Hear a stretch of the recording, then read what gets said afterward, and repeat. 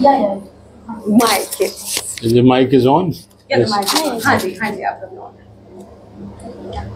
Okay. So good evening and welcome everyone to Open Canvas Kala ke Kisse with Cutting Chai. So I would like to introduce our guest speaker first, Mr. Om Katare ji. He is an Indian actor involved in Bollywood and theatre, and additionally he serves as a director and playwright under the banner of Yatri Theatre, which he has established in 1979. His theatre group has presented over 50 plays through almost 5,000 shows, and alongside his team, he organizes performances in Mumbai, all over India, and internationally as well. So I would like to introduce our designer, our visual communication designer, Kanchan Dhankani, who has conceptualized this entire exhibition and the installation as well. She is the founder of Kanchais, and she has designed the packaging for major FMGC brands like Tata, Henko, Dove and more. So I would like to invite her to continue this conversation further. Thank you, Shruti. That was lovely. And welcome to you. Thank you. हम तो वैसे ही बहुत deep चले गए थे in our talks. But yeah. I think we have the flow. We were almost there. And जहाँ पे आपने कहा कि about the youth. हाँ. I think yes, that is today's problem. हाँ, today's problem वो उनका सारा का सारा फोकस जो है ना, फोन, सोशल मीडिया, और एक्टर हो, डायरेक्टर हो या राइटर हो, इनको पढ़ना बहुत ज़रूरी है। जब तक आप 150 नाटक पढ़ते नहीं हैं, देखते नहीं हैं, राइटर्स कौन से आपके कंट्री में हुए, कंट्री छोड़िए महाराष्ट्र में ही, मराठी में या हिंदी में, तब तक आपका कम्युनिकेशन नहीं होता। मतलब आप जैसे कह लीजिए, कई बार हमारे एक्टर्स, जब कोई ऐसा आदमी आ जाता है जो कि बहुत सारी चीज़ें बताता है, बोलता है, तो they feel out of the place, because वो फिर सुनते हैं बस, और कुछ नहीं है। वो अपना पार्टिसिपेशन या उनसे आप कोई क्वेश्चनिंग करें तो वो जवाब नहीं दे सकते। तो आई फील कि और सबको अच्छा एक्टर बनना है, और सबके दिमाग में एक इल्यूजन है कि मेरा ये फेवरेट है। तो मैं उनसे ये कहता हूँ कि आपका अगर समझ लीजिए for instance Shahrukh Khan favourite है, तो उसकी लाइफ में उसने क्या स्ट्रगल किया वो तो पढ़ो पहले। वो कितने घंटे काम करता है या कितनी मेहनत करता है। इस तरह बाकी जो अचीवर्स हैं, जो रियली अपने टैलेंट के बल पे ऊपर आए, उनकी हिस्ट्री जब तक आपने उनके बारे में नहीं पढ़ेंगे तब तक आपको पता ही नहीं चलेगा कि वो यहाँ पहुंचे कैसे। और मैंने ये भी कहा कि मैं तुम लोगों के सामने एग्जाम्पल हूँ कि विदाउट एनी सिंगल पैनी, without any mentor, I started my theatre company which has crossed 45 years with 5,000 plus shows and 100 productions. Wow. and 45 workshops, जिसमें करीब 2 से 3 हजार बच्चे और बड़ों के साथ मैंने वर्कशॉप में काम किया। तो वो सुनते हैं बस। मैंने ये भी कोशिश की, अभी last year we had a small performance on the international theatre day. So I have more than 4,000 books theatre पे, प्लेस वगैरह। तो मैंने बहुत सारी बुक्स जो है ना, करीब 100-200 बुक्स डोनेट भी की एक्टर्स को अपने। बट मैंने कहा पढ़ना इनको, बट कितना पढ़ा कितना नहीं ये कहना बहुत मुश्किल है। तो ये थोड़ा है प्रॉब्लम। और इसकी वजह मुझे लगता है कि सोशल मीडिया है थोड़ा सा, बिकॉज हम लोग उसमें जो जैसा कि सोशल मीडिया या फोन या अपना गूगल हमें बेसिकली एक दूसरे से कनेक्ट करने के लिए और कह लीजिए कि बहुत सारी इंफॉर्मेशन के लिए हमें बनाया गया था। बट उसका इस्तेमाल हम लोग पूरे टाइम सिर्फ एयरपोर्ट जा रहे हैं वो भी डाल रहे हैं, टैक्सी पकड़ रहे हैं उसके भी फोटो डाल रहे हैं, इसमें एनर्जी ज्यादा है। राइट। तो कंस्ट्रक्टिव तो कुछ हो नहीं रहा ना उसकी वजह, जबकि हो सकता है कि आज सोशल मीडिया इतना स्ट्रांग है कि आप अगर उस पर कुछ अच्छी सी खबर डालते हैं और लोगों को पसंद आती है तो धाड़ धाड़ इतने लाइक हो जाते हैं। तो इसका इस्तेमाल आप करें, पोटेंशियल जो उसका सही इस्तेमाल करें, तो वो नहीं हो रहा। तो ये थोड़ा सा लगता है कि, और ये भी बोलता हूँ मैं कि भाई मेरी इनिंग मैंने खेल ली, मेरे इस एक्सपीरियंस से आप लोग फायदा नहीं उठा सकते मेरे साथ काम करके, तो इट्स यूजलेस। अभी जैसे इस फेस्टिवल में 50 एक्टर्स वो वर्किंग, हालांकि स्मूथ हुआ फेस्टिवल। हमारे यहाँ इतनी प्रॉब्लम्स नहीं है कि हमारे यहाँ जल्दी एक्टर भागते हो, बिकॉज हम we have some very strong terms and conditions before you join the group. Okay, very strong, मतलब you ditch us once you will not get shows, so they have to be very careful. But बाकी group में मैं बहुत सारे group को जानता हूँ जहाँ 10 दिन पहले वो बोल देते हैं मेरी शूटिंग है मैं नहीं कर पाऊंगा शो, मेरे 4 दिन पहले बोल देते। तो ये सब एक्टर्स करते हैं, लेकिन उसकी वजह यही है कि इनसिक्योरिटी बहुत है, थिएटर में पैसा नहीं है, तो वो फिर अपने सर्वाइवल के लिए शुरू में तो बहुत जोश में होते हैं, नहीं हमको तो सर थिएटर ही करना है। लेकिन रियलिटी ये है कि जब 2 साल 3 साल निकल जाते हैं, घर से पैसा आते आते माँ बाप पूछने लगते हैं कि भाई कब तक पैसा मंगाओगे, कुछ तो करो। Then they started running for the work. Work क्या मिलने वाला है? एक लाखों लोगों में 1-2 लोग ऐसे हैं या 10% या 5% जिनको सही ऐसा काम मिल जाता है जिसपे वो अपना खर्चा चला सके। रेस्ट ऑफ पीपल 1000, 2000, 3000 रुपए में काम कर रहे हैं जो 90 दिन बाद मिलना है। टीवी पर आपने आज काम किया तो आपको 90 दिन बाद मिलेगा।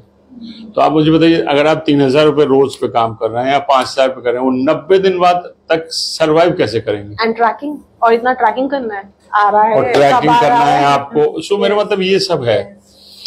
तो ये एनवायरनमेंट जो है, जो आजकल की जो ये तकलीफें है, एनवायरनमेंट है, वो थिएटर में रिफ्लेक्ट करेगी। रिफ्लेक्ट करते ही नहीं, बहुत सारी बार बेचारे एक्टर्स की मजबूरी होती हुई चाह के भी उनको छोड़ना पड़ता है और वो कुछ और करने लगते हैं। और बहुत सारे एक्टर्स हैं हमारे पुराने, they decide go to serial and films. तो शुरू में काफी किया उन्होंने, बट अभी बहुत सारे लोग ऐसे भी हैं जिनके पास कोई काम नहीं है, बिकॉज यहाँ पर the moment professionally you demand more money. जब आप एक्सपीरियंस हो जाते हैं एक सीरियल से दूसरे सीरियल, तीसरे सीरियल में, तो आप उम्मीद करते हैं कि जो आपने लास्ट टाइम पैसा लिया था उससे ज्यादा मिले। जहां आपने ज्यादा डिमांड की वो आप उसको छोड़ देते हैं, नए को ले लेते हैं। तो पता नहीं ये समाओ, ये सब चीजें मुझे शुरू में ही मतलब इनका जजमेंट हो गया था। So I focused on my theatre. We are the one जिन्होंने पहली बार आज से 30 साल पहले, हमारे एक दोस्त हैं Shri LC Singh who supported our festival, और पुणे में उनकी IT कंपनी है। When he was in TCS, उनका कुछ थिएटर देखते देखते उनसे दोस्ती हुई।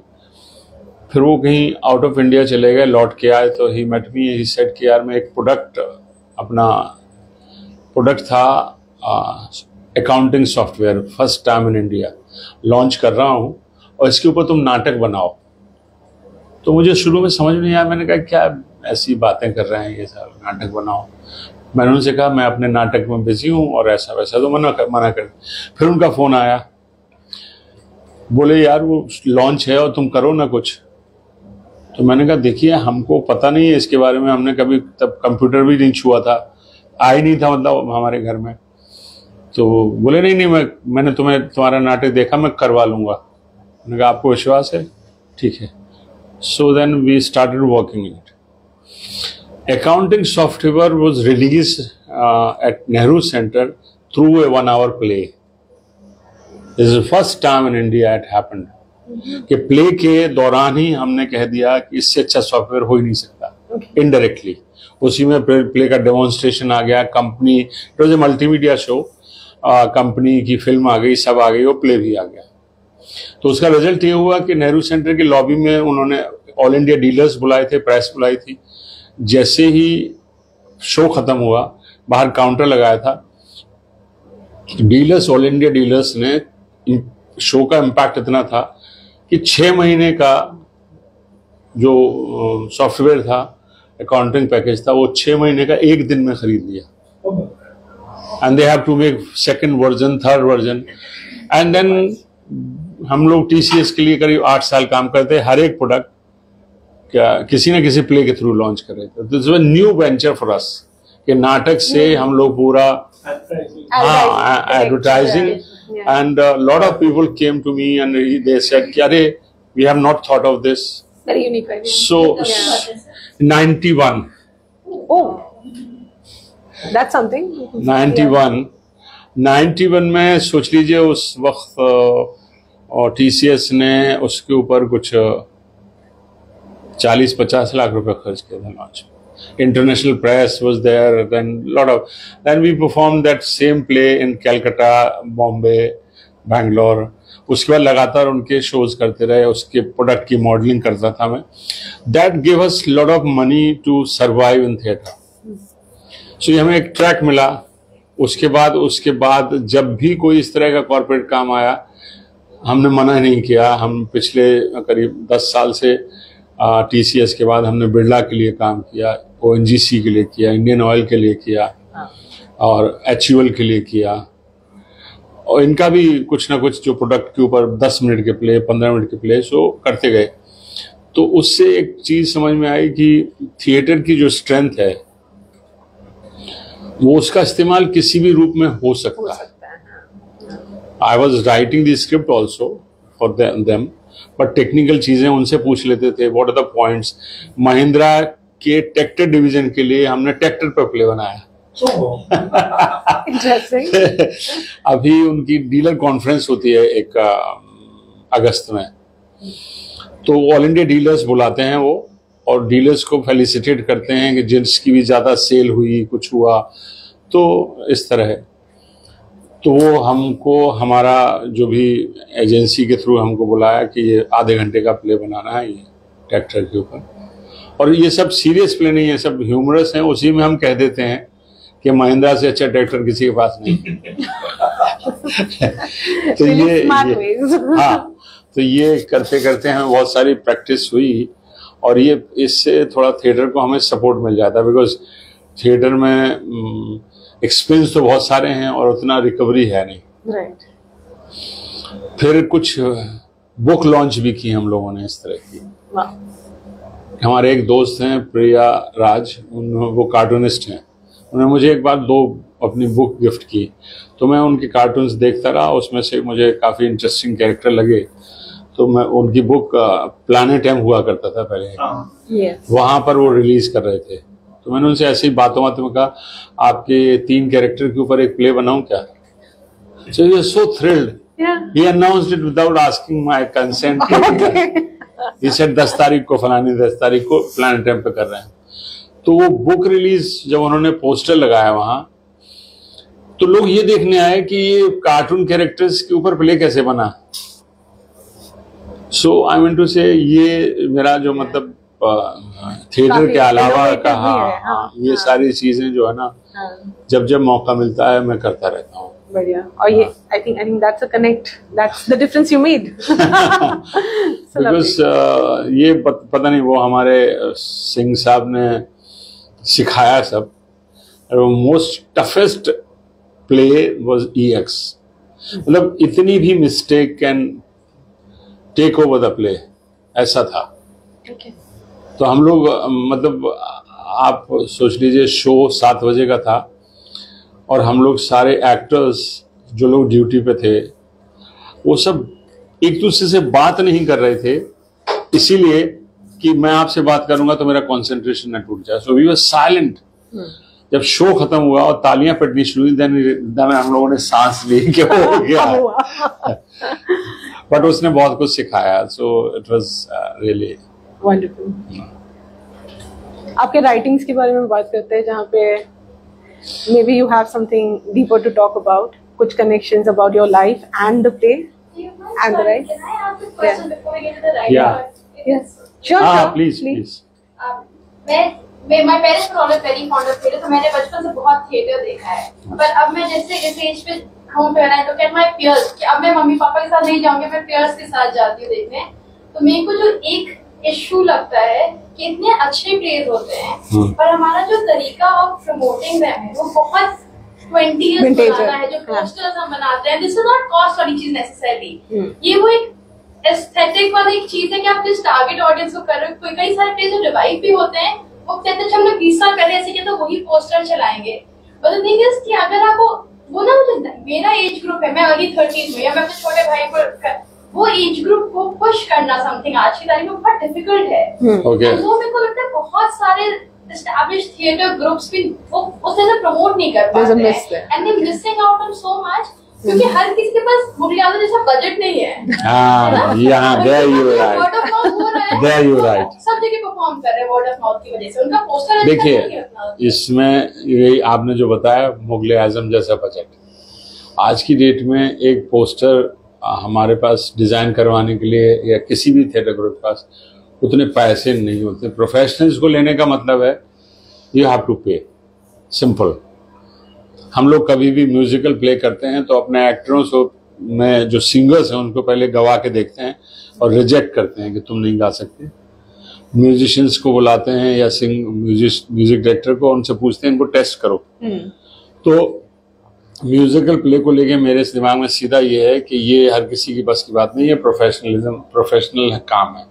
इसलिए पोस्टर जो आप बोल रहे हैं जिसमें बहुत सारे आइडियाज दिखे हैं और आज की जनरेशन से कम्युनिकेट करें, उसकी वजह सिर्फ यही है कि थिएटर ग्रुप्स के पास, जो भी थिएटर ग्रुप्स हैं उनके पास पैसा नहीं है, तो शॉर्टकट है ये कि आपके ग्रुप में कोई डिजाइनर है, उसने कर लिया, आपने उसको समझा दिया, ये फोटो लगा दो, ये लगा दो, ये लगा दो, हो गया।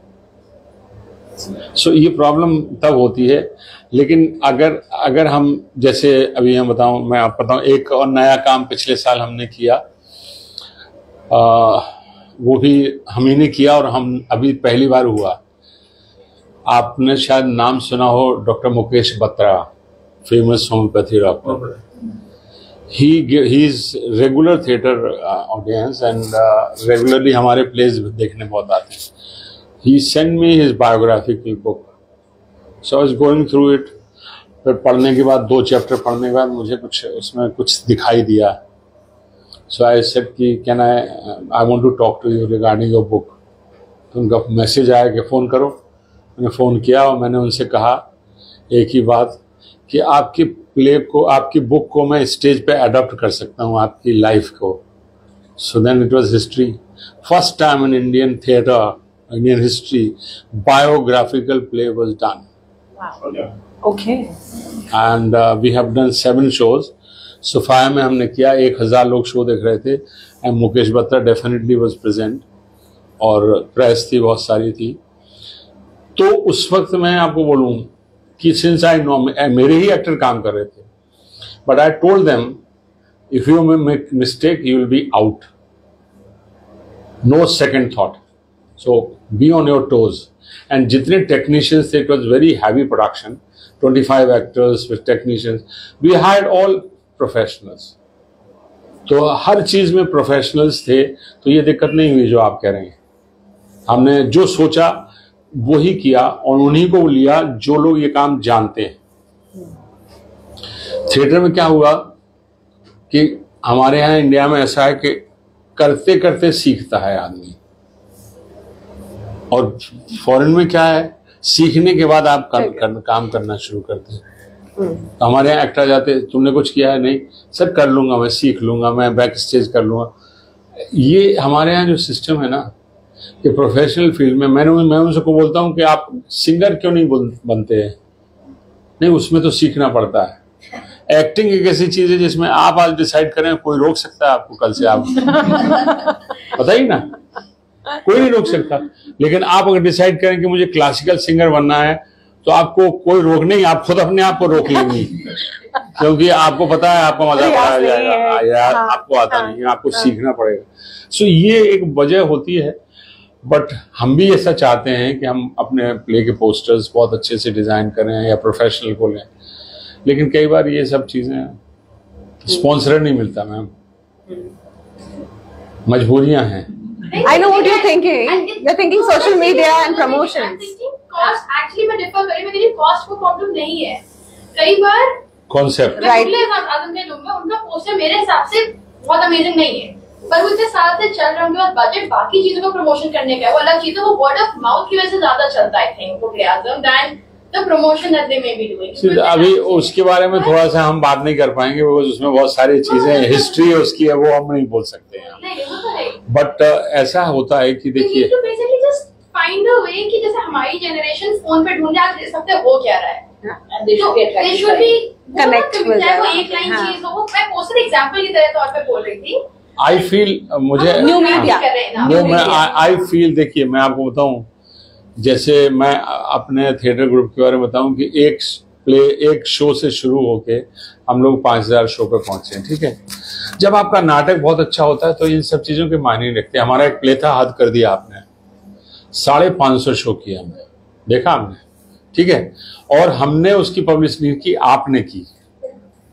आपने क्या बोला, 200 लोग, जब 200 लोगों को पृथ्वी पर नाटक पसंद आता है, बाहर जाके क्या बोलते हैं हमको नहीं पता, लेकिन दूसरे दिन फुल होता है आपका शो, 30 दिन फुल होता है, और वो फुल करते ही चले जाते हैं।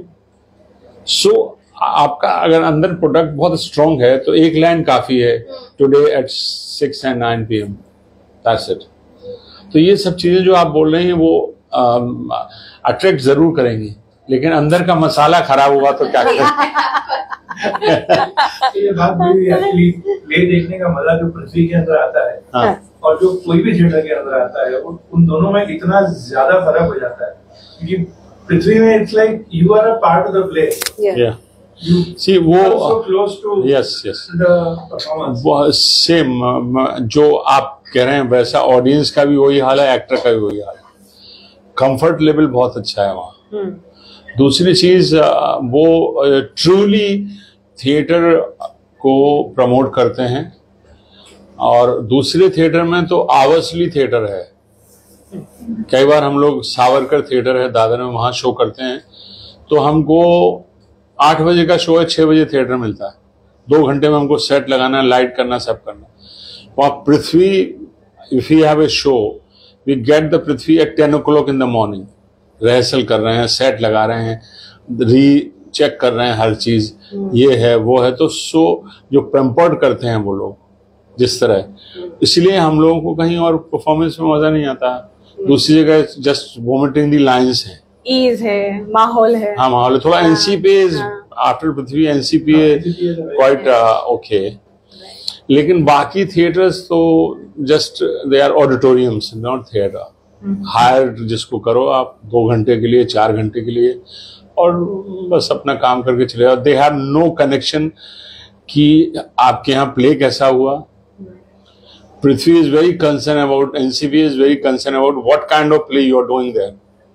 बट बाकी थिएटर में कुछ नहीं, रेंट भरा है, आप कुछ भी करो, नाचो गाओ, जो करना है करो। सो ये डिफरेंस तो है, और ये डिफरेंस इसीलिए है कि 3 जनरेशन से वो लोग इसको संभाले हुए। दूसरे लोग इतना सेक्रीफाइस कहाँ कर रहे हैं। दे आर इंटरेस्टेड कि इनके यहाँ लॉस भी होते हैं कभी कभार, तो उन्होंने उसके जो भी सोर्सेस हैं, तरीका खोजा है कि थिएटर का जो ऑरा है वो गड़बड़ ना हो किसी भी वजह से। कल्चर, हाँ, कल्चर जो वैल्यूज हैं वो रही, या किसी लेट कमर्स को नहीं आना है तो नहीं आना है, पहले दिन से अब तक है ना, या जो भी है। हम लोग बहुत सारे रूल्स अंदर के जो है हमें पता है, हम तोड़े नहीं, कोई भी उसको डैमेज न करे किसी भी लेवल पे। तो ये सब है। वह दूसरी जगह ऐसा कुछ है ही नहीं, मतलब they are not connected with you. जो थिएटर मैनेजमेंट है, दे आर नॉट कनेक्टेड।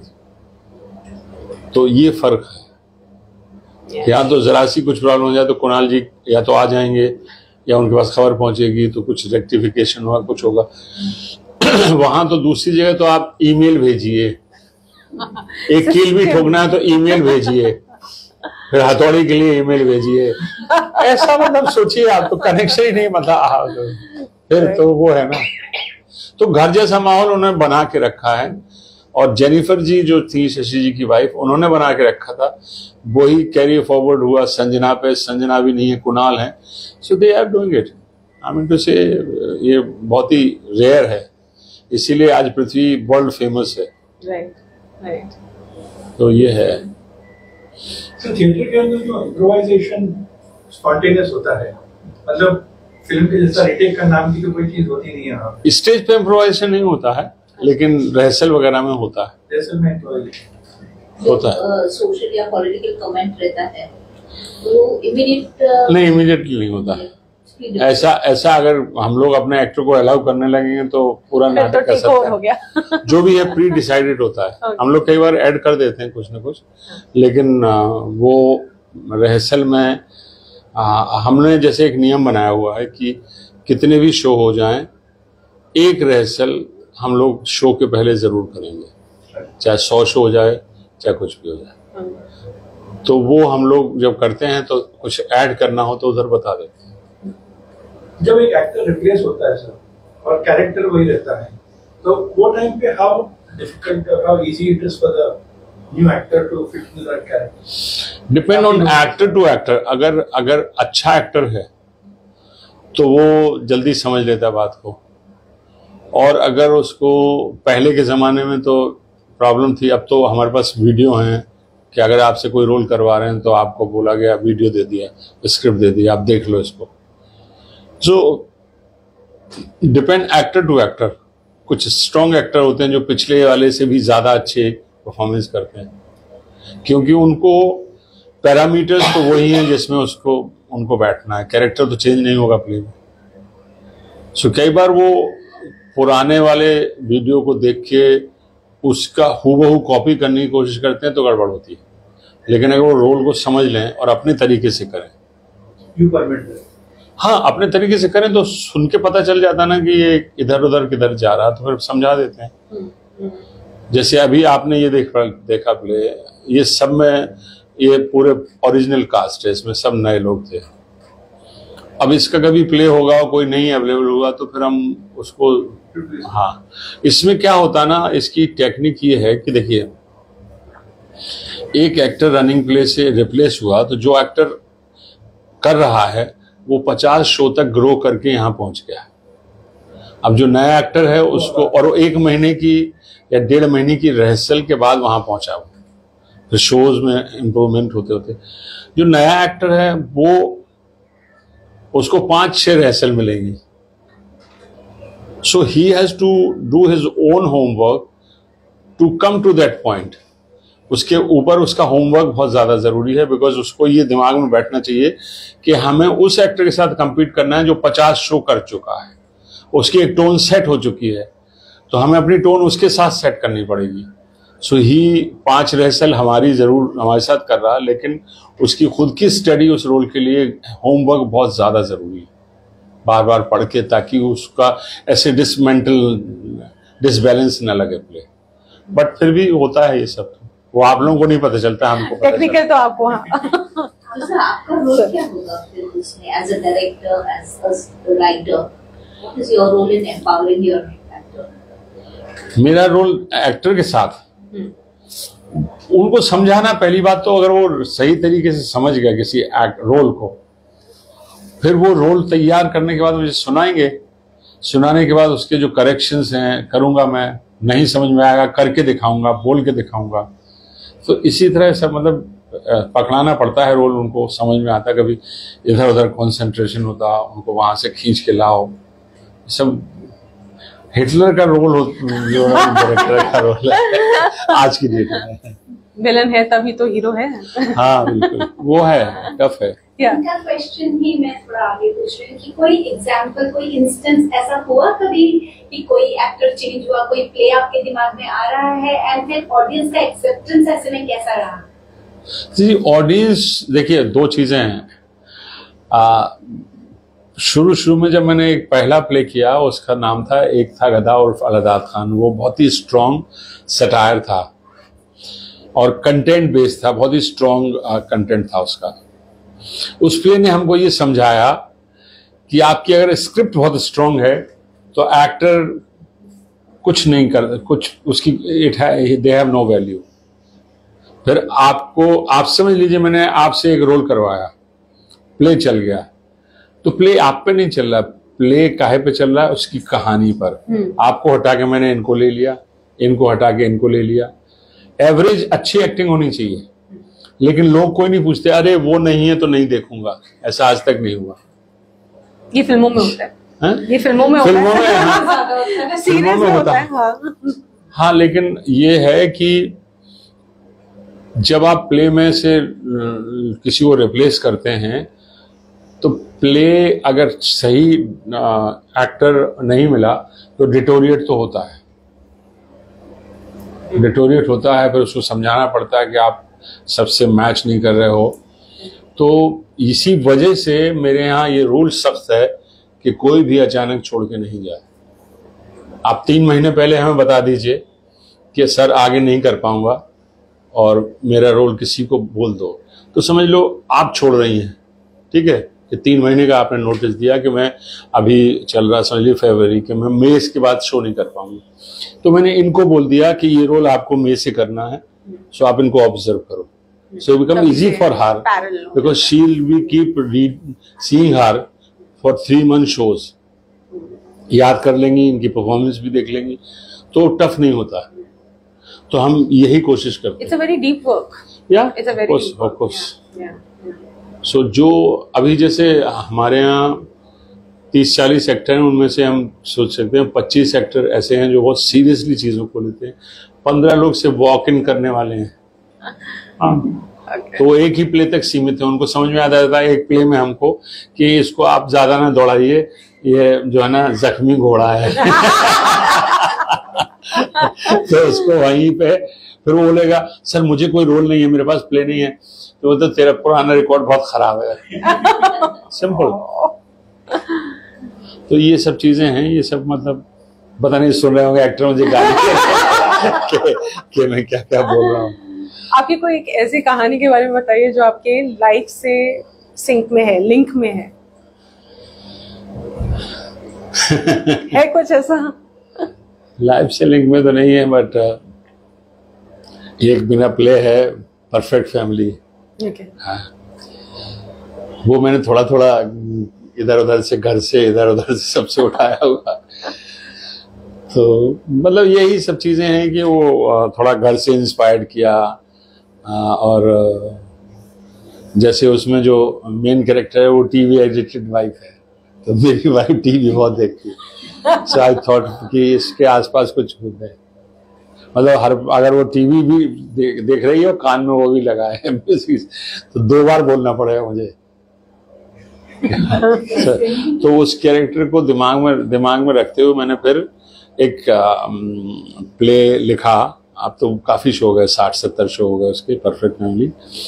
उसमें बेटा जो है वो MBA किया हुआ है, उसको म्यूजिक में जाना है, और बेटी जो है ना उसके 3-3 4-4 अफेयर टूट चुके हैं। सो पूरा घर अपने अपने लाइफ जीगा, और मैं I was playing a husband. So मेरा कैरेक्टर कैसा है कि ये प्ले परफेक्शन पे है, कि जो मेरे दादाजी थे और पिताजी थे उन्होंने हमको परफेक्शन का डोज दिया है, और लाइन बोली है कि जो आदमी परफेक्शन से काम नहीं कर सकता उसे जीने का कोई हक नहीं, उसे मर जाना चाहिए। सो ये जो लेके मैं पैदा हुआ, अब यही मैं लकड़ी से सबको हाँकता रहता हूँ पूरे घर को, और इसी पे पूरा प्ले है वो। और finally I have to compromise because बच्चे और वो सुधरते। सो ये सब चीजें कहीं ना कहीं से इंस्पायर करती हैं। बाकी अभी एक नया प्ले मैं सोच रहा हूँ लिखने की। आज ज्यादातर आप लोग यहाँ बैठे हो और मैं बता रहा हूँ कि seeing the ratio of divorce और रिलेशनशिप की जो आज हालत है, मतलब रेस्टलेसनेस कितनी है, जहां भी सुनने को मिलता है टूट रहा है रिलेशन, ये वो। ऐसे में एक फादर, बहुत ही मैच्योर्ड फादर, दुनिया देखी है उसने, समझदार है सब है, और उसकी बेटी जो है 2-2 3-3 अफेयर कर चुकी है, चौथे में वो अब फादर को बोलती फाइनल है, ये शादी करना चाहती है। एंड फादर इज एक्सप्लेनिंग और convincing her you shouldn't get married. इसी पे पूरा प्ले है। वाई वो तो बातचीत और डायलॉग है, बट वो है उसके, इसी पे पूरा प्ले है। तो देखिए लिख रहे हैं, जैसा बन जाए। तो sir when this thought starts, अभी आपने टॉपिक एक शुरू किया, हाँ, आपने सोचा उसके बारे में, तो पूरा साथ में सोचते हैं या नहीं, अभी ये दिमाग में चलता रहेगा। बस उसको- हाँ, चलता रहेगा, कुछ पढ़ते रहेंगे, वो सांसें क्रू ऐसे मिलते मिलते जब धीरे धीरे दिमाग में एकदम पूरा लिख जाएगा तो फिर मैं उसको लिखना शुरू करूंगा। तो लिखने का मतलब पूरा नहीं लिखूंगा, जितना दिमाग मतलब स्टॉक है दिमाग में उतना ही लिख के छोड़ दूंगा। आगे नहीं लिखा जाएगा तो नहीं लिखा जाएगा, फिर घूमता रहेगा, उसको बार बार पढ़ूंगा, फिर आगे का सीन बने, ऐसे करते करते। तो सीन मतलब scene to scene next next next करके जा। पहले कहानी बाय लार्ज सोचनी पड़ती है, बिगिनिंग मिडिल एंड, और कई बार लिखते लिखते एंड चेंज हो जाता है। कई बार ऐसा भी हुआ है कि रिवर्स में जाके मैंने प्ले लिखा। मतलब पहले एंड सोचा फिर प्ले लिखा। एक हम लोगों का प्ले है हम पांच, वो गर्ल चाइल्ड पे प्ले है। जो औरतें लड़कियों को पैदा करके कचरे के डब्बे में फेंक देती हैं, उस पर प्ले। तो क्या हुआ कि एक ऐसा इंसिडेंट पढ़ा मैंने, बोरीवली में कोई एक कचरे के डब्बे में अटैची में एक बच्ची को फेंक के चला गया। तो दिमाग में घूम रहा था वो पूरे दिन, काफी डिस्टर्ब था मैं उस दिन। शाम को मैं वॉक कर रहा था, वॉक करते करते just stuck in my mind कि मैं इस पे प्ले लिखूंगा। तो पहले मैंने उसकी एंड स्पीच लिखी कि एक माँ अगर 4 ऐसी कचरे की में फेंकी हुई बच्चियों को, एक सीनियर नर्स जिसके हॉस्पिटल के बाहर लोग फेंक गए और उनको पाल पोस के बड़ा करे, तो क्या होगा। ये just thought in my mind. तो फिर धीरे धीरे बनता चला गया और काफ़ी सीरियस अटेम्प्ट था। हम लोगों ने बहुत शो किए और ये बाय कोइंसिडेंटली बेटी बचाओ बेटी पढ़ाओ के अंदर आता है। बिकॉज एक औरत जो उनकी माँ नहीं है, उनको पढ़ा लिखा के इस दुनिया से लड़ने लायक बनाती है। उनको बच्चियों को नहीं पता कि उनकी माँ नहीं। नाटक के 5 मिनट पहले बच्चियों को पता चलता है कि वो उनकी माँ नहीं, माँ है नहीं है। जब वो एंड में माँ एक और बच्ची को कहीं से उठा के लाती है और वो पूछती हैं बच्चियां कि कहाँ हो, कौन है ये, क्या है। बोले 10 सवाल मत पूछो, ये थोड़े दिन हमारे यहाँ ही रहेगी। तो एक एक लड़की बोलना शुरू कर दी। तब तक उसने माँ की डायरी पढ़ दी कि हमको पता है ये कहाँ से आई है, ये आपको कूपर हॉस्पिटल के बाहर कचरे के डब्बे में मिली ना। दूसरी बोलती है 26 साल पहले आपको दीदी भी वहीं मिली थी ना। ऐसे करके वो बताती है। So then she just expose, मतलब उसको पता चल जाता बच्चियों को। बट वो सब बोलती हैं नहीं आप ही हमारी माँ हो। एंड फिर वो औरत जो माँ है वो हाथ में न्यूली बॉर्न बच्ची को लेकर ऑडियंस से बात करती है काफी देर। तो ये प्ले था, काफी लोगों ने सराहा, काफी लोगों ने देखा भी। सो समटाइम ये सब जब ये पर्टिकुलर टॉपिक आपको इतना वो पकड़ के रखा। बहुत डिस्टर्ब था। तो लिखते वक्त बहुत रोया मैं। और मैंने जो लड़कियां काम कर रही थी उनको भी मैंने कहा ये कि इसको मतलब आप वो मुझे मतलब वो इतना धीरे धीरे करते करते करते करते मुझे किसी को उसके इमोशन समझाने नहीं पड़े। बिकॉज इट्स सो डीप कि वो अपने आप जहाँ रोना था रोई, जहाँ हंसना था हंसी। So it was wonderful. I mean to से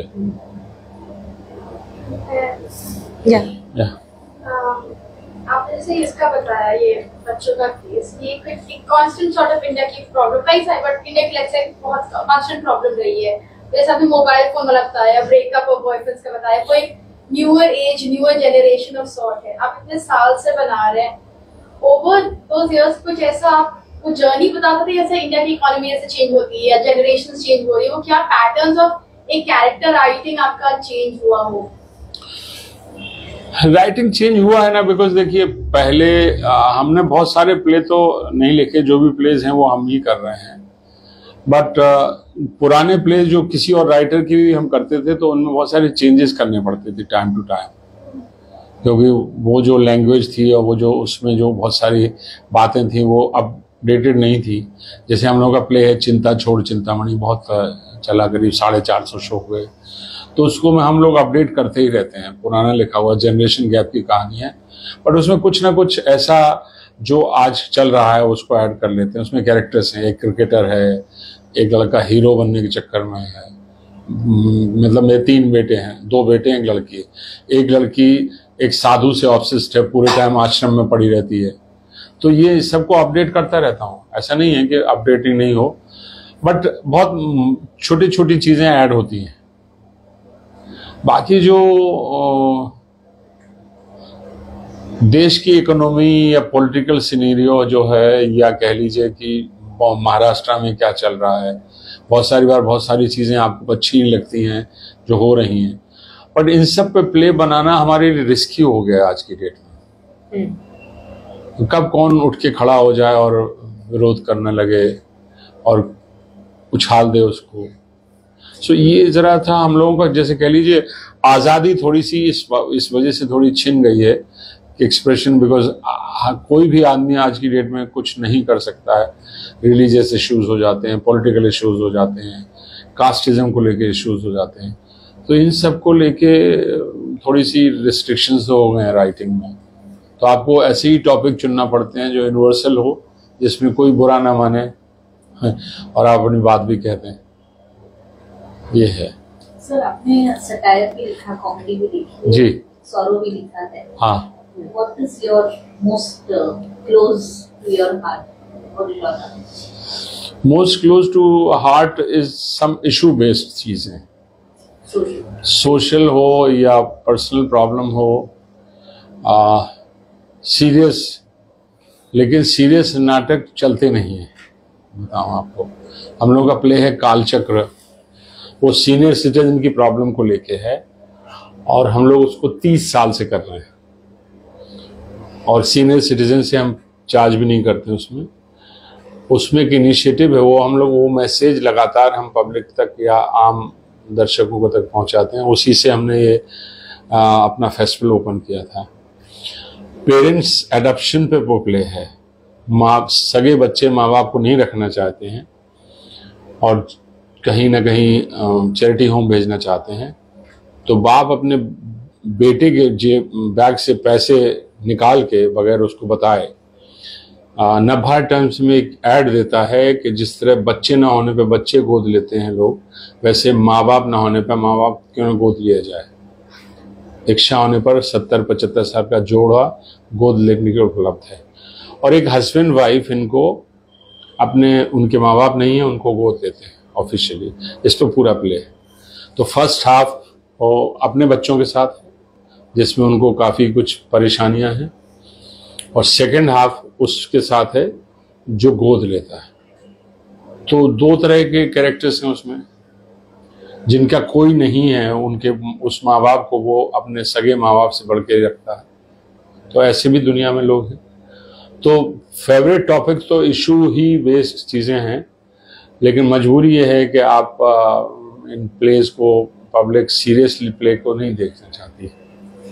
काइंड ऑफ मैसेज जो आप देना चाहते हैं वो फिर हम अपने प्ले में मैसेज कुछ ना कुछ रखते हैं। जो जैसे ये जो प्ले आपने देखा था उसमें भी मैसेज था कि एक आदमी कैसे लड़कियों को फंसा के या वो जो ले जाता है, तो मैसेज कुछ ना कुछ तो रहते ही है। बट एक डायरेक्टली मैसेज देने वाली जो स्थिति है अब नाटकों में वो कम होती जा रही है, बिकॉज फिर वो अटैकिंग लगता है लोगों को।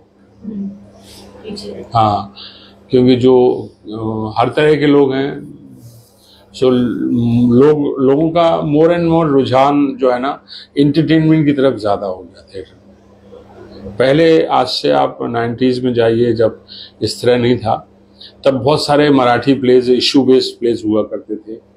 घासीराम कोतवाल इतना बड़ा इशू हुआ था, उसको लेके सखाराम बाइंडर, पुरुष, ये सब में कुछ न कुछ इशू थे और उनको प्रॉब्लम हुई, बहुत सारा ऑब्जेक्शंस हुआ, कोर्ट कचहरीबाजी हुई। लेकिन अब इस तरह के प्ले हो नहीं रहे हैं। मराठी में फिर भी 1-2 प्ले हो रहे हैं। एक प्ले है मराठी में, मैं नाथुराम गौड से बोलता हूँ, तो उसको लेके बहुत कोर्ट कचहरीबाजी हुई, केस लड़ा सालों प्रोड्यूसर, तो वो सब अब हिंदी में बहुत मुश्किल होती है, ये सब है। आगे क्या? आगे कुछ ऐसी चीज हो सकती है अभी भी प्लेज में, इनोवेशन में, कुछ ऐसा जो या आप कहीं ले जाना चाहे प्लेज को, योर विजन? हाँ, मतलब मेरे हिसाब से मेरी कोशिश ये है कि पहले अपने एक्टरों को और जैसे कह लीजिए सीरियसनेस की तरफ ले जाया जाए, जो अटैचमेंट है उनको हटाया जाए। They have to be purely focused on theatre, तब उनसे कुछ हम वैसा करवाएं जो हम करना चाहते हैं। बिकॉज अभी डिस्ट्रैक्टेड माइंड बहुत है कुछ लोगों के, सबके नहीं। तो कोशिश यही है कि अगली बार जब हम प्ले करें तो पहले एक हफ्ते का उनके साथ वर्कशॉप करके पहले उनको, उनके दिमाग में जो इधर उधर बहुत सारा कचरा जमा है उसको निकालें और उनको प्योरली फोकस करें कि ये प्ले करने के पीछे। हम 5 के टाइम हमने किया था ऐसा।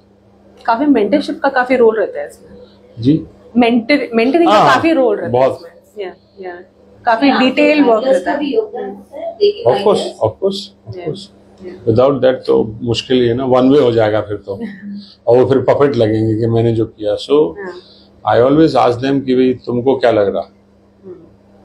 और कई बार बहुत सारे एक्टर प्ले को जैसे स्क्रिप्ट पढ़ रहे हैं तो स्क्रिप्ट को पढ़ते वक्त प्ले देख लेना अपने आप में बहुत बड़ी बात होती है। कई बार वो नहीं देख पाते हैं कि उनकी समझ में नहीं आती, फिर उनको एक्सप्लेन करना पड़ता है और कई बार एक्सप्लेन करने के बाद वो नहीं समझ पाते। अब फिर मैं बोलता हूँ कि आप लोग रिहर्सल होने दो, फिर समझ में आएगा। फिर रिहर्सल होते ही उनको कनेक्टेड वो फील करने लगते हैं प्ले की कहानी से कि अच्छा ऐसा तो मैं, क्योंकि जो राइटर होता है अगर वही डायरेक्टर है तो उसके दिमाग में क्या है वो पेपर पे नहीं लिखता ब्रैकेट में, वो करवाता है वहां, करवाता है। तो वो उस सब से उसको प्ले देखने लगता है और फिर वो कंफर्ट फील करता है कि हाँ ऐसा, अच्छा ये तो मैंने सोचा ही नहीं था, ये तो मैंने सोचा ही नहीं था। So it happens. बट जो रिटन प्लेज होते हैं जो बुक फॉर्म में है उनमें राइटर डिस्क्रिप्शन लिखता है। मराठी के करीब 30 प्ले हमने हिंदी में किए, एडप्ट किए हैं। उसमें बहुत खास डिस्क्रिप्शन ब्रैकेट में होता है, छोटा छोटा डिस्क्रिप्शन भी होता है कि ये बात कैसे करती है, ये बोलती कैसे है, चलती कैसे है, इसके कपड़े कैसे होने चाहिए। तो ये सब मराठी प्लेज में जो रिटन बुक्स होती हैं उनमें एक्सप्लेनेशन होता है। लेकिन जो मैं लिख रहा हूँ उसमें एक्सप्लेनेशन मेरा इतना डिटेल में नहीं लिखता हूँ, करवाता हूँ। हाँ सर, आपने बॉलीवुड में भी काम किया? थोड़ा बहुत महाभारत में एक रोल किया था मैंने, अधिरथ, जिसके घर में कर्ण बह के आता है उसके फादर का। उनकी एक फिल्म भी की थी बिया चोपड़ा की, आज की आवाज। और सीरियल वगैरह करते रहे उस वक्त, अब याद भी नहीं मुझे नाम किसी के। बहुत फर्क है ना दोनों में? हाँ फर्क तो है, फर्क तो है। एड वगैरह करता रहता हूँ बीच बीच में, मैं आती हैं तो। और सीरियल का ऐसा हो गया कि उनका नौगांव में कहीं शूटिंग होनी है और 20-20 दिन उनको चाहिए एक साथ चंक में, तो वो पॉसिबल नहीं है। बिकॉज रोज कुछ ना कुछ हमारे आपके यहाँ नहीं आ पाता अगर मैं सीरियल कर रहा होता। उनका तो वैसे ही ना अनसर्टेनिटी बहुत ज्यादा है वहां पर, क्योंकि वो बुला लेंगे आपको सुबह से शाम तक बिठा के रखें और शूट ना हो। सो ये सब की वजह से फिर अपने सारे काम छूट जाते हैं। ये सब एट ए टाइम आप कितने प्लेस लिखते हो? एट ए टाइम नहीं, एट ए टाइम और क्या, at a time 2-3 play clash हो जाएगा। पैरेलल थॉट नहीं चलता है सर। आर्टिस्ट के, हमारे जो फाइन आर्टिस्ट रहते हैं जी, वो कई दफे मतलब मीडियम के ऊपर डिपेंडेंट है। अगर वो ऑयल में काम कर रहे हैं फॉर एग्जांपल, तो ऑयल पेंटिंग को एक प्रोसेस है कि एक लेयर के बाद में दूसरे लेयर के लिए उसको वेट करना होता है। पर उसका वो जो थॉट प्रोसेस है वो इमीडिएटली कभी कभी 3 कैनवस साथ में लगा देता है, कभी 2 कैनवस साथ में लगा देता है, वो काम करते जाता है। एज ए डिजाइनर भी हम लोग कभी घर कर रहे हैं, कभी ऑफिस कर रहे हैं। हाँ, यस, यू आर राइट। अभी जैसे देखिए जो प्ले तैयार हैं उनमें प्रॉब्लम नहीं होती है। अभी हमारे फेस्टिवल में 6 प्ले पृथ्वी पे थे और 4 प्ले पृथ्वी हाउस में थे, शॉर्ट प्लेस। उनमें 2 नए थे, तो लिखे हुए पहले के थे वो। एक प्ले हमने किया था, एक फेमस प्रतिभा राय हैं जिन्होंने एक बहुत ही फेमस नॉवल लिखा है द्रौपदी के नाम से ही, और वो अलग मतलब जनरली द्रौपदी महाभारत की है, उसकी कथा जब हम पढ़ते हैं तो वो सिर्फ चीर हरण और महाभारत का युद्ध तक सीमित है। उसने उनके पैदा होने से लेकर मरने तक की पूरी कथा लिखी है, और उसमें जो है ना जो आखिरी पोर्शन है उसमें द्रौपदी को इस बात का पश्चाताप है कि मैंने अगर अपने बालों को बांधने की जिद न ठानी होती तो ये युद्ध ना होता, और युद्ध ना होता तो कितनी माएँ के बच्चे ना मरते और कितनी औरतें विधवा ना होती। तो उसका जो उसका गिल्ट है उस पर पूरा प्ले है द्रौपदी। बहुत ही खूबसूरत है, करीब 25 मिनट का है, तो वो किया हम लोगों ने भी। और एक शॉर्ट प्ले और था जिसमें कर्ण कुंती संवाद है, जिसमें कर्ण को कुंती ये फोर्स कर रही कि तुम पांडवों के बड़े भाई हो, मेरे बच्चे हो। पहली बार उसको बता रही है कि तुम मेरी कोख से जन्मे हो, तो तुम बड़े भाई हो और तुम पांडवों की तरफ से लड़ो। और वो बोलता है कि तुमने तो मुझे नदी में बहा दिया था, जब तुमने अपना मतलब कर्तव्य नहीं निभाया तो मुझसे कैसे उम्मीद करती हो। तो एक लंबा चंक है, बहुत खूबसूरत है दोनों। तो ये हुए वहाँ पर पृथ्वी पे, लोगों को बहुत पसंद आए। तो ये सब बीच बीच में शॉर्ट प्लेज में लिखता रहता हूँ। एक आप लोग YouTube पर मेरा चैनल है यात्री थिएटर, उस पर जाएंगे तो बहुत सारे शॉर्ट प्लेज हैं। एक हम लोग का प्ले है फैमिली बिजनेस, वो बहुत बार हो चुका है और अभी भी हुआ था फेस्टिवल में। उसके कुछ 70-80 हज़ार व्यूज़ हैं, बल्कि लाख भी होंगे। वो सटायर है पूरा एजुकेशन पर, और बहुत पसंद करते हैं लोग। उसमें ऐसा है कि एक लड़के को उसके माँ और बाप दोनों फोर्स कर रहे हैं।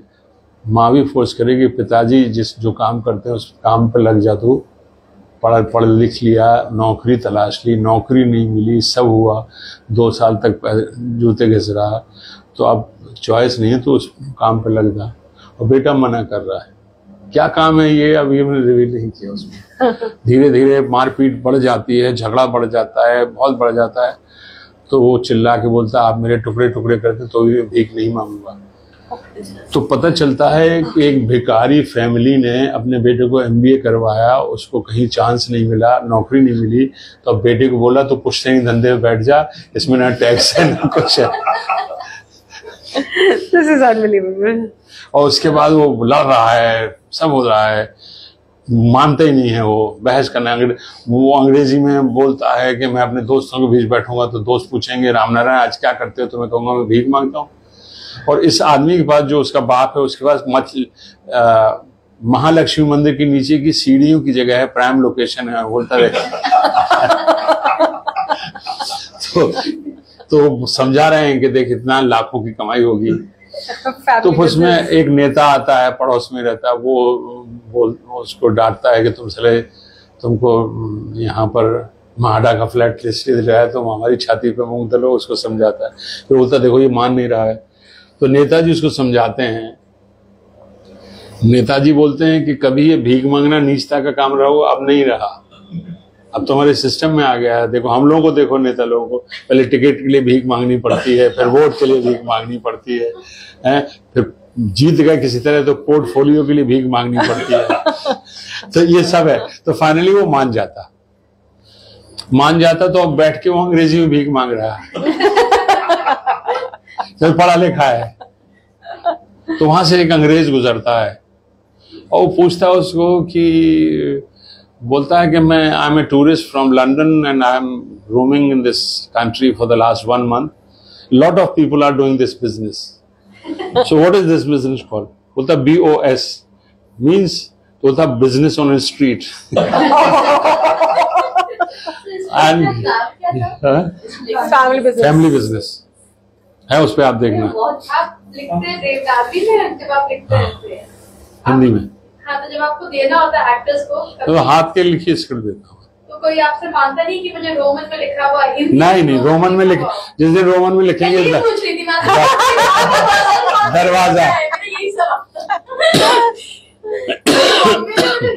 हिंदी बोलने में एक्टर्स हिंदी बोलना थोड़ा मुश्किल नहीं, होता है। हमारा ग्रुप ज्वाइन करने से पहले जब हम ऑडिशन करते हैं नए एक्टर को लेने की, तो सबसे पहले सिर्फ पहला क्राइटेरिया आप हिंदी पढ़ सकते हो तो आगे बढ़ोगे, नहीं तो नहीं, सवाल ही नहीं था। तो वो उसको अंग्रेज बोलता है कि I have seen lot of people doing this business in your country.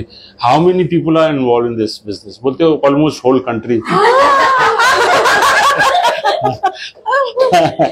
ये इतना मजेदार प्ले है। ये कहाँ से जन्मा, क्या हुआ? ये जन्मा बस लिखा बहुत साल हो गए इसको, 10-15 साल पहले। उसके बाद वो बोलता है कि I want to start this business in London with your company collaboration. Can I? तो बोलता है उसके लिए you have to meet my father. उसको कार्ड देता है, तो कार्ड पे 3-4 मोबाइल नंबर हैं, ऐसा वैसा।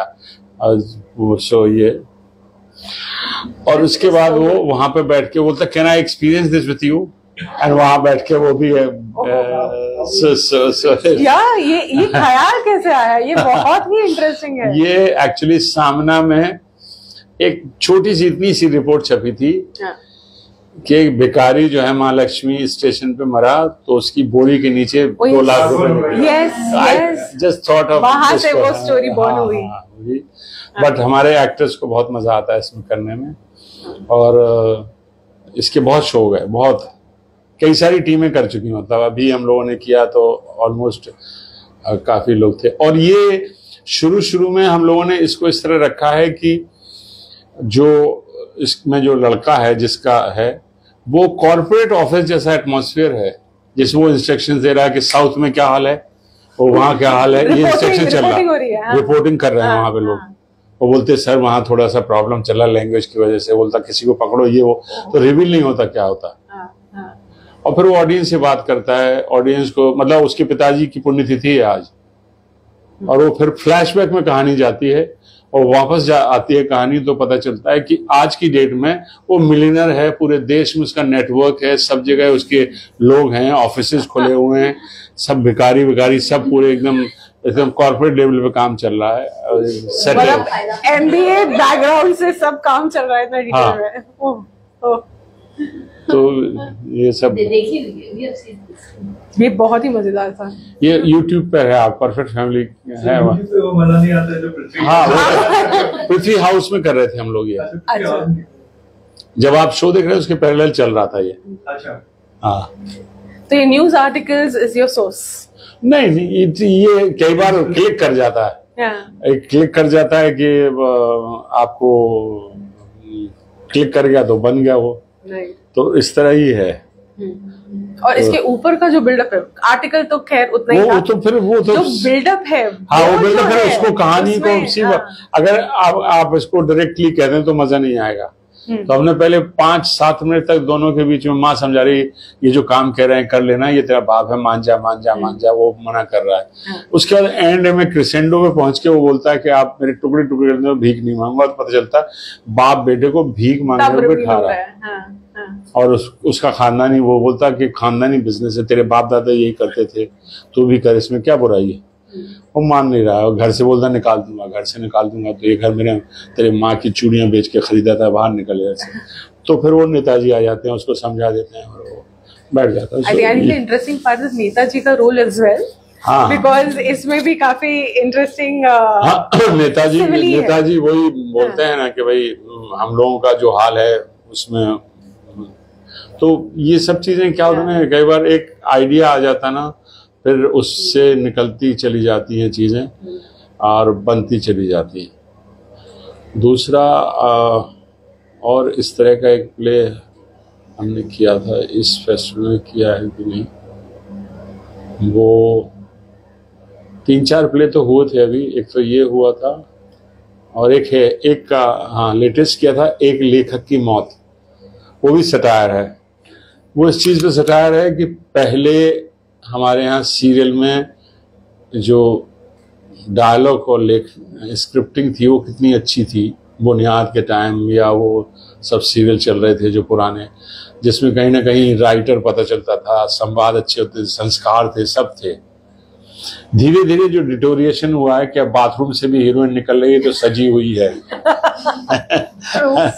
है ना।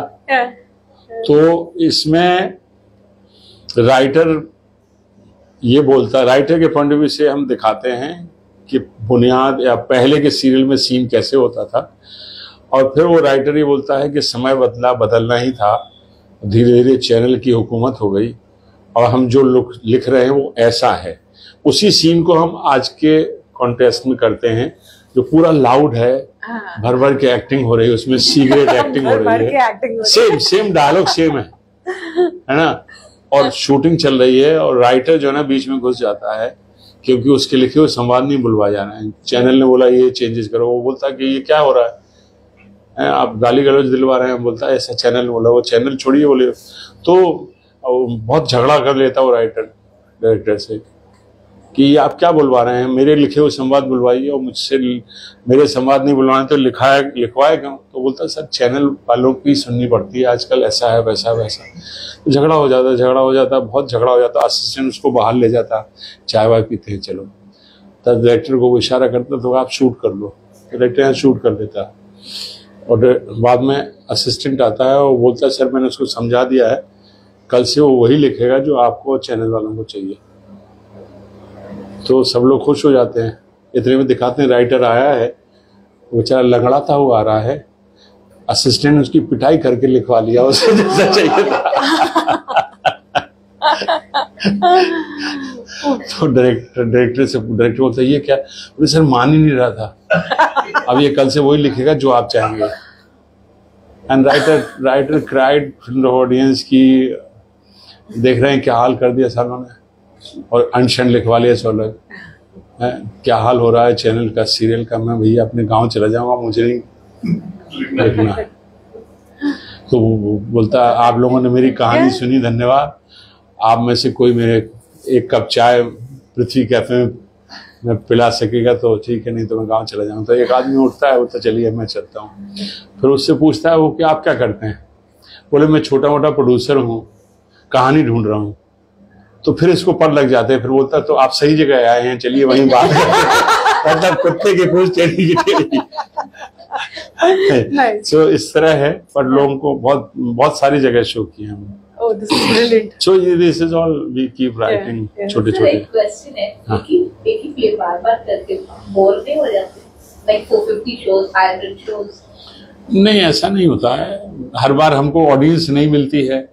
ऑडियंस जब रिस्पॉन्ड करती है तो फिर हम भूल जाते हैं इस नाटक कितने शो हुए। हाँ, बट कई बार बहुत सारे प्लेज हम इसीलिए भी रोक देते हैं, जैसे चिंतामणि अभी रोका हुआ है, इस फेस्टिवल में नहीं किया, कि गैप पड़ने के बाद फिर से फ्रेशनेस आ जाती है। जब एक्टर पढ़ाते हैं कि अरे शो नहीं हो रहा सर, तो रुको थोड़ा, तो जो वो एक्साइटमेंट है दोबारा आ जाता है जब आप गैप दे देते हैं।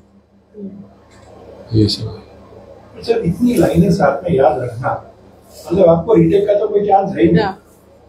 आज आप हम लोग कर रहे हो, कल दूसरा कर रहे हो, हम लोग कर ही ले रहे हैं 40 साल से, तो फिर आदत पड़ गई। 6 o'clock का एक शो है तो 9 o'clock का दूसरा है। वो तो सेम डे पे हो गया ना, लेकिन सेम शो नहीं होता ना कभी-कभी। हाँ, कभी कभार नहीं, अब पृथ्वी पे तो सेम होता है, लेकिन सुबह जैसे हम लोगों का एक बच्चों का प्ले है चंदू की चाची, वो था, शाम को दूसरा था, तो उसमें कुछ एक्टर कॉमन थे, but then it's a practice, उनको पता है ना, उतना बाय हार्ट रहता है सब, इतने प्लेस किए हुए। रिहर्सल्स चलती ही होंगी। हाँ, 1 महीने से भी ज्यादा। याद ही एक दूसरे डायलॉग। हाँ, हम सबके डायलॉग सबको याद होते हैं, क्योंकि स्टेज पे कोई दर्द होता है तो कोई ना कोई संभाल लेता है, पता नहीं चलता दर्शक को। जब आप लिखते हो, when you sit to write, is there a particular time? नहीं, ऐसा कुछ नहीं, जब मन हुआ। एक ये हमारे बहुत पुराने मित्र थे राइटर, तो मैं उनके साथ वो उनके एक नॉवल पे फिल्म बन रही थी बहुत साल पहले, तो मैं थोड़े दिन उनके साथ राइटिंग में असिस्ट कर रहा था। तो कई बार ग्वालियर में रहते थे वो, और उसी तरफ सब शूटिंग थी, तो कई बार वो जा रहे होते हैं गाड़ी में, मैं उनके साथ जा रहा होता तो सडनली बोलेंगे रुको रुको रुको, कुछ उनको थॉट आया तो सिगरेट पीते तो सिगरेट पे ही डब्बे पे लिख लेते थे, वो भूल ना जाए फिर। सो ये जो है ना, ऐसा है कि आपको तो कोई दिमाग में आया विचार, तो अगर आपने पेपर पे उतार लिया तो ठीक है, नहीं तो कई बार वो निकल गया। हाँ। आपकी शुरुआत कैसे हुई? मैं फिल्मालय स्टूडियो यहाँ हुआ करता था, अम्बोली पे है अभी भी, और पहले बहुत बड़ा स्टूडियो था वो। आपने देखा वहाँ एक चर्च है, चर्च के थोड़े बाद से लेके और एंड तक पूरा स्टूडियो था। एस मुखर्जी जो है, जो काजोल के समझ लीजिए दादा, उनका था वो। तो वहाँ 2 साल का डिप्लोमा था एक्टिंग का, वो मैंने वहाँ से स्टूडियो के अंदर से किया। और फिर फिल्मों के चक्करों में था, लेकिन देन थिएटर पता नहीं कहाँ से धीरे धीरे एडिक्शन तो था ही। फिर अपनी कंपनी बनाऊंगा ये सोचा नहीं था, बट हो गया, शायद इसी के लिए भगवान ने भेजा होगा। तो अब तो बहुत जिम्मेदारी का काम हो गया है, क्योंकि नए एक्टर्स को, अभी समर टाइम में मेरे बच्चों के वर्कशॉप होते हैं पृथ्वी पे 4, 6 से 9 और 12 से 16 साल के, 10 से 16, तो वो करता हूँ मैं। बम्बई से बाहर जाता हूँ स्कूल वगैरह में वर्कशॉप करने, तो ये सब भी साथ में चलता रहता है। ये वर्कशॉप्स में से कोई निकला है जो परसू किया है आगे बच्चों ने? हमारे बहुत सारे वर्कशॉप के बच्चे जो बड़े होके हमारा ग्रुप ज्वाइन किए हुए हैं। Then I am doing lot of personal coaching also. Lot of actors जिनको मैंने कोच किया वो फिल्मों में है। कीर्ति कुल्हाड़ी वॉज माई स्टूडेंट। देन ये अभी एक सीरियल चल रहा था, बड़े अच्छे लगते हैं, उसका जो मेन एक्टर है वो Nakul Mehta, he was my student. फिर वो शेखर सुमन का बेटा है, वो माई स्टूडेंट था। सो बहुत सारे हैं जो। और आप ये गेज कर पाते हैं कि इनमें वो पोटेंशियल है? डू फील के गट फीलिंग आती है? ये जो है ना, ऐसा है कि I have been hired for particularly for these people by the producer, तो वो तो पता चल जाता है। लेकिन कई बार ऐसा भी होता है कि पता चलता है इसमें कुछ दम नहीं है। अच्छा। उसको फिर घुमा फिरा के समझाने की कोशिश करते हैं। हमारा काम हमारे वर्कशॉप में सिर्फ यही नहीं है कि हम उनको अच्छी एक्टिंग सिखाएं, बल्कि कुछ लोगों को ये समझाना है कि आपको एक्टिंग नहीं आती, आप दूसरा काम करो। ये तो बहुत बड़ी बात कही आपने। हाँ, मैं तो you have to train otherwise also to say. नहीं, 15 दिन का वर्कशॉप मेरा होता है, उसमें समझ में आ जाता है कि 2 दिन में ही समझ में आ जाता है हमको कि ये इसमें दम नहीं है। नहीं है। तो समझा देते हैं कि भाई आप क्यों 4 साल बाद आपको खुद रियलाइज हो कि मेरे को काम नहीं आता, कुछ और करना है, करके तो आप फिर माँ बाप के पैसे खराब करोगे, समय खराब करोगे। तो अभी समझ लो ना, 15 दिन ही खराब हुए ना अभी, तो बट नहीं समझते लोग। मतलब ये क्रेज जो है ना, जैसे कहो ना, ये बहुत ही एक्टिंग का मतलब है, बहुत होश का काम है, ये जोश का काम नहीं है। और बाकी सारे लोग जोश में, एक मीडिया का मतलब उस चाम है, और वो भी क्या है, मतलब बहुत ज्यादा भीड़ हो गई है। एक कहीं ऑडिशन किसी फिल्म सीरियल के लिए होता है तो हजारों लोग खड़े होते हैं, उनमें से कौन सिलेक्ट हो रहा, क्या नहीं हो रहा। तो मतलब जिनसे कह लीजिए कि शॉर्टकट जैसे लोगों को लगता है कि किसी ने पढ़ाई नहीं की है, वो चलो अच्छी शक्ल है। बट आप देखिए कि जो अच्छे एक्टर हैं उनको फिल्मों में चाहे थिएटर में, उनको आप उंगली पे काउंट कर सकते हैं, उससे ज्यादा नहीं है देखा जाए तो सही मामले। बाकी तो सब हीरो और एक्टर 2 अलग अलग कैटेगरी हैं। हीरो तो वो हैं जिनके, जो जिसे कौन रेस में दौड़ने वाले घोड़े हैं, जिनके ऊपर प्रोड्यूसर पैसे लगाते हैं और वसूलते हैं उनसे, but they are not actor. और जो एक्टर्स हैं वो आप गिने चुने हैं, जिनको आप काउंट करते हो, जानते हो, जिसके बारे में सब पता ही अच्छे एक्टर हैं। बाकी सब भीड़ है, मतलब 80% से ज्यादा भीड़ है जो इस प्रोफेशन में होते हुए भी सालों से लगे हैं, और मतलब काफी फ्रस्ट्रेशन भी है। तो दे हैव टू थिंक कि अब क्या होता है ना कि ये आप अपने शहर से आ गए यहाँ, आपका कुछ नहीं हो रहा है तो आप वापस नहीं जाओगे कि लोग क्या कहेंगे, लोग क्या कहेंगे, प्रेशर हो जाता प्रेशर है। और लोग क्या कहेंगे, लोग थोड़े दिन कहते हैं, उसके बाद कोई कुछ नहीं पता, नोबडी हैज टाइम टू। सो वो उसी इल्यूजन में रहते हैं कि लोग क्या कहेंगे, लोग क्या कहेंगे, और फिर वो पड़े रहते हैं, फिर वो कुछ भी छोटा मोटा काम करते हैं, कैसे सरवाइव कर रहे हैं उनको पता है। इससे बेटर है आई सजेस्ट कि एवरी पर्सन, जो भी एक स्पेशली एक्टर्स, उनको एक टारगेट रखना चाहिए कि मैं 3 साल तक इसमें ट्राई करूंगा या 2 साल तक। उसके बाद उसके डिसीजन ले लेना चाहिए कि अब नहीं करना है, हमको कुछ और करना है। अगर फर्म होकर ऐसा करें तो इतना फ्रस्ट्रेशन ना हो। लेकिन वो अभी 20-20 साल तक लगे होते हैं कि कल शायद मेरा कुछ हो जाए, परसों शायद मेरा हो जाए, होप ज्यादा खींच जाता है। बट होता नहीं है ऐसा। तो बाय द टाइम आप 20 साल पुराने हुए, आप नेक्स्ट जनरेशन आगे बढ़ गई। और दूसरी चीज, तब तक जो आज का एक्टर है वो अपडेट मिलेगा आपको, फिर वो नए तरीके। तो ये बड़ी दिक्कत तो है, लेकिन अभी किसको समझाएं। तो बहुत बड़े बड़े सपने लेके बम्बई लोग आते हैं, दे वांट टू ट्राई। मतलब इन एन एवरेज 2000 एक्टर ऐसा कहा जाता है कि बम्बई में रोज ट्रेन से उतरते हैं, एवरेज। My God. सर, आप जैसे राइटिंग में एक्सपेरिमेंट वगैरह करते हैं, अलग-अलग सेट डिजाइनिंग में क्या आप सेट डिजाइनिंग में करते हैं ना। सेट डिजाइनिंग में कई बार तो मैं सेट डिजाइन करता हूँ, कई बार किसी प्रोफेशनल को लेता हूँ, उसको बताता हूँ ये कॉन्सेप्ट है, ऐसा ऐसा है, तो वो करते हैं। Anything you have done which is okay? हाँ, बहुत सारी बार किया है। जैसे कि ये प्ले था हम 5, उसको बिल्कुल बहुत ही डिफरेंट, मैंने सिर्फ उसमें फर्नीचर रखा था, कोई विंग, कोई डोर्स, कुछ नहीं लगाए। सीधा जो पृथ्वी पे एंट्री एग्जिट है वही हमने यूज किया। हमने कहा वी डोंट वांट कि people should focused on set, wings लगाऊं, we want people should focus on the theme. तो हमने कलर्स ज़रूर यूज़ किए थे, चादर वगैरह, ये सब चीज़ें, पेंटिंग्स, बट हमने उसमें दरवाजे, विंग्स कुछ नहीं लगाए।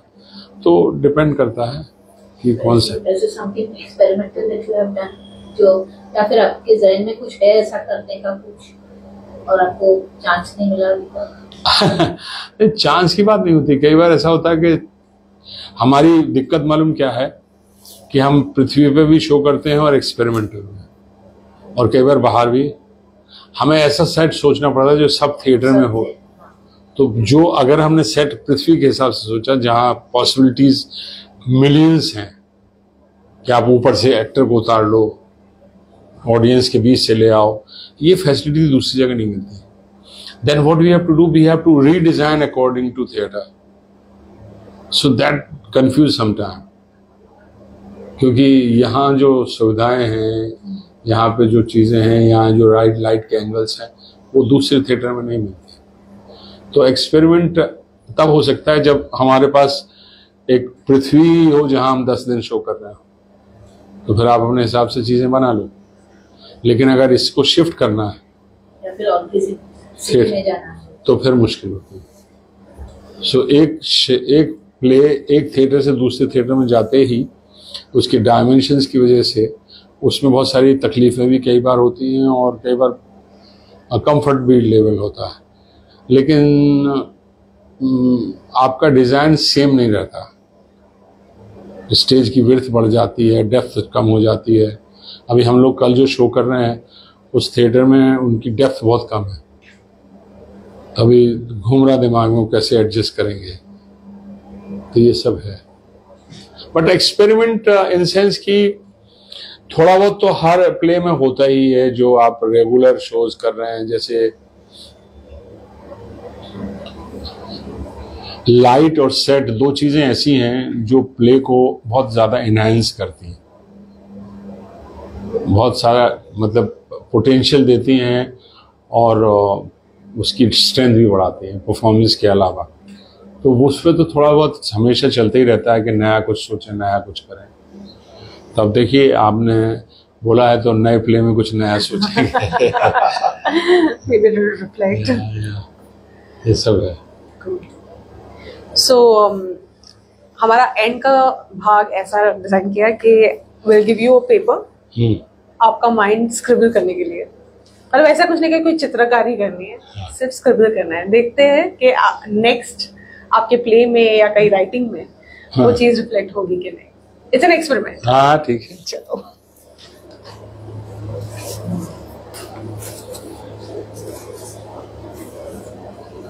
ये जैसे थोड़ा यहाँ पे इंटरेक्शन हो सकता है, ये इसी जगह पे जैसे एक्सपेरिमेंट करना। हाँ बिल्कुल बिल्कुल, इससे अच्छी बात है। एकदम ज्यादा पब्लिक होती है तो कोई बातचीत नहीं हो पाती। नहीं नहीं ठीक है, वो ठीक है।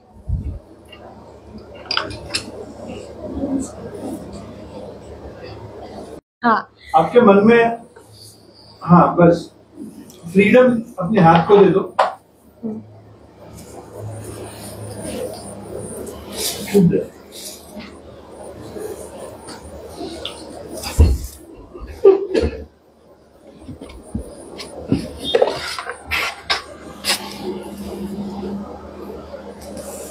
Explain.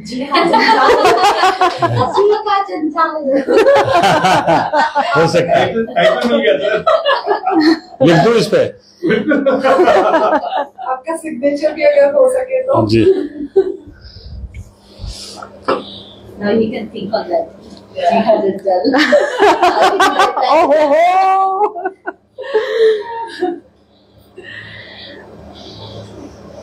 See how ideas are born.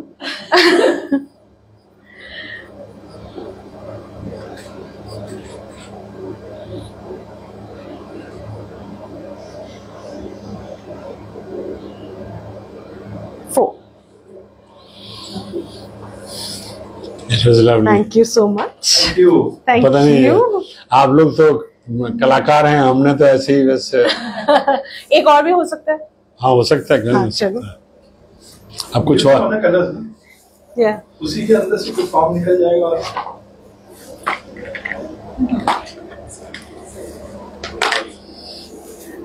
ये थैंक यू, बहुत अच्छा लगा आपका सुन के सेशन में। Thank you. बहुत मजा आया। My pleasure. आप लोग पूछ रहे थे इसलिए हुआ ऐसा, हमारा वन वे नहीं है ये। And thank you for organizing this. It's really nice. I'm glad I could make it. Glad you could come. We are glad you did it. He agreed to come. That's a big thing. Yeah. It's a signature. Signature नहीं है, बस ऐसे ही बना दिया है। Thank you. और कुछ? नहीं बस। Thank you so much. सन सेल्फी, Yes, एक सेल्फी ले लो। हाँ हाँ प्लीज प्लीज। Yeah.